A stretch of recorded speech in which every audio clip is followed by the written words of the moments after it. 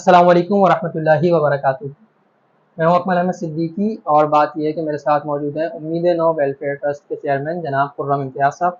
अस्सलाम वालेकुम सर। वालेकुम सलाम, कैसे हो भाई? अल्हम्दुलिल्लाह करम, आप खैरियत से हैं? अल्हम्दुलिल्लाह। खुर्रम भाई का यहाँ मौजूद होना उसकी वजह क्या है? उसकी वजह ये है कि अल्हम्दुलिल्लाह मलीर में अज़ीमुश्शान ख़त्म नबूवत कॉन्फ्रेंस का इनेकाद किया जा रहा है, जो कि नाज़िम आला जमात अहले सुन्नत कराची हज़रत अल्लामा डॉक्टर सैयद अब्दुल वहाब अकरम कादरी साहब की ज़ेर सरपरस्ती हो रहा है। और अल्हम्दुलिल्लाह इस कॉन्फ्रेंस के अंदर मुल्क पाकिस्तान के बल्कि आलम इस्लाम के अज़ीम मुबल्लिग़ और मारूफ आलिम दीन हज़रत अल्लामा मौलाना पीर अजमल रज़ा कादरी साहब खुसूसी तौर पर पंजाब से तशरीफ़ ला रहे हैं, जबकि कराची भर के जय्यद उलमाए कराम भी इस कॉन्फ्रेंस में शरीक होंगे। अच्छा। और इसी कॉन्फ्रेंस में अल्हम्दुलिल्लाह उम्मीद नो वेलफेयर ट्रस्ट की जानिब से एक उम्रे की कुरानदाजी रखी गई है, जिसमें मुकम्मल पैकेज उम्रे की कुरानदाजी का दिया जाएगा।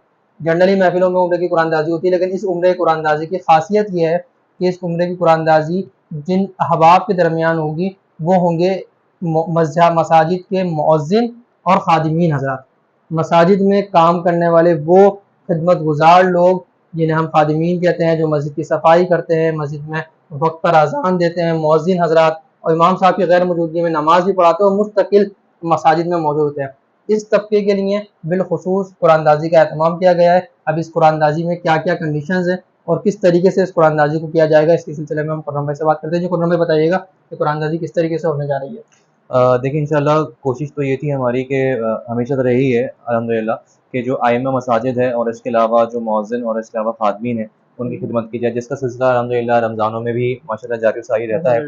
तो ये एक अच्छा मौका था और जब पीर साहब माशाल्लाह आ रहे हैं, तो उनके हाथों ही कुरानदाज़ी हो जाए तो बड़ी एक सआदत की बात होगी, जो भी खुशनसीब होगा उसके लिए।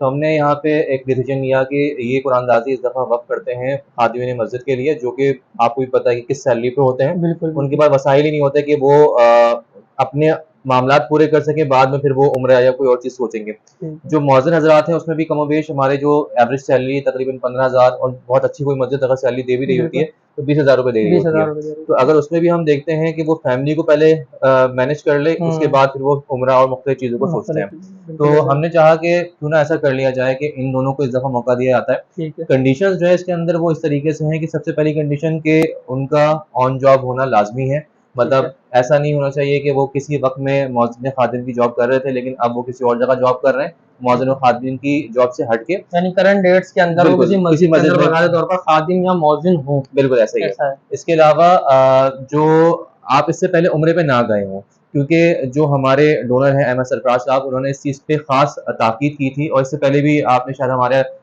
एक प्रोग्राम था समर कैंप का, उसके अंदर हमने ये रखा था कि जो जिन साहब को हमने उम्रे पे भेजा था, तो उसमें भी हमारी ख़ास तरजीहात में ये था कि वो शख्स ठीक है। का सिलेक्शन हो, जो कि सही में मुस्तहिक है, जो अब तक नहीं गया। ठीक है। बहुत सारे लोग हैं जो होके आ चुके हैं, लेकिन हो सकता है कि किस्मत उनको इस दफ़ा दोबारा बुलावा आ जाए। ठीक लेकिन है। हमारी इस दफ़ा कोशिश ये है कि वो लोग जाएँ जिनके पास ना वसाइल हैं, ना ठीक है। ही वो इससे पहले कभी गए हैं। तो ठीक है। उनका पहले ना गए हों तो वो एक कंडीशन होनी चाहिए वहाँ पे। इसके अलावा जो तरीक़ेकार है वो ये है कि आपने अपने शनाख्ती कार्ड की कॉपी के साथ ठीक है। अपना मस्जिद का नाम, इसके अलावा अपना फ़ोन नंबर और साथ में जिस पोज़ीशन पे आप वहाँ मौजूद हैं, चाहे वो आप खादिम की हैसियत से काम कर रहे हैं, चाहे आप मौज़िन की हैसियत से काम कर रहे हैं, उस पर्ची पे लिख के आप कादरिया मस्जिद में सुबह से लेके शाम तक इशा तक जो है हमारे ठीक है।